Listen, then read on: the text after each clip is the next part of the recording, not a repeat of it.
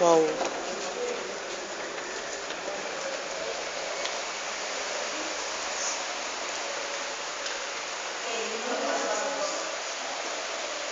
Take your seat. Look at the chair. Parang guwapo. The place is nicer now, ma'am. Before we sat there, with the, because you are improving. So good morning, no? So welcome to our Cathedral Museum School. So I'm Amy. Good morning, everybody. Morning.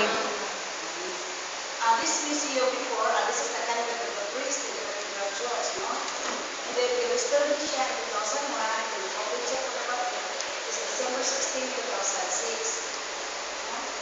All the artifacts of the museum will be deleted in the different churches in the archdiocese. The owner of this one is the archdiocese. We're really separated.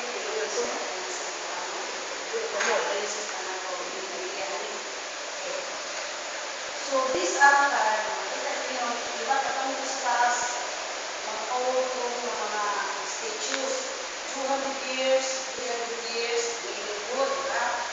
Nga, matoy, ang second gallery, mo ito pagkalinang edad, kung pagkalinang edad,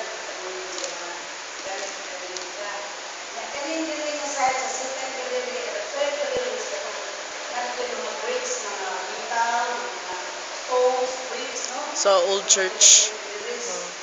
Na ang fourth, itong mga statues, really good, no? Yung makita dito, mga 200 years, 300 years. Ang fifth gallery is not of the mga chalice, volume, mga gold, silver, o mga ivory, made of ivory, mga santos. Ang sixth gallery is not of ang restroom, and gold to sa mga collection ko sa dapat na rin ang ulit size, mga different kind of books, no?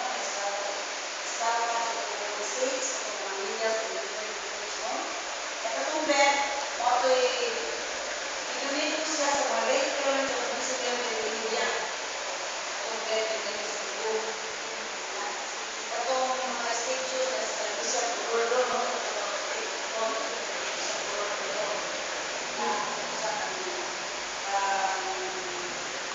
Cardinal Gonzales. Katong may picture kita, may picture ng Ida. May picture ng patay. Ito siya mo, si Bishop Gordo. Ano sa Casa Gordo Museum.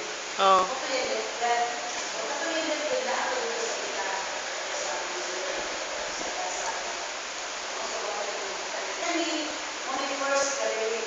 Kung sa isunod sa mga first gallery, ano siya. Kani altar came from Cebu made of silver more than 100 years old. The whole altar was silver. And this phrase that is called Sakra.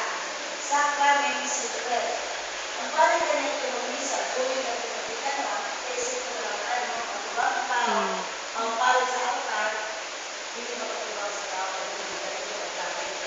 Dahil mas, natin, sumunod sa sumunod luma, susupan ko na nga, kumipisa siya, magbasa sa iya ng mga word of God, magkaligod siya sa tao, hindi ka na no? Sumunod ko, dito siya nagsisilyo. Nakaling flowers, nakita ka ng mga flowers, that is a shells, shells, gadang shells. Gadang is the mother of pearl. Kaya ito kung panahon, wala kong first flower dito sa altar, muna natin ito for the decoration sa altar. Ito ay ito sa pyramid siya. Kaya sa kapitaan na ito, gadang. Nakaling siya, ang sa'yo makita,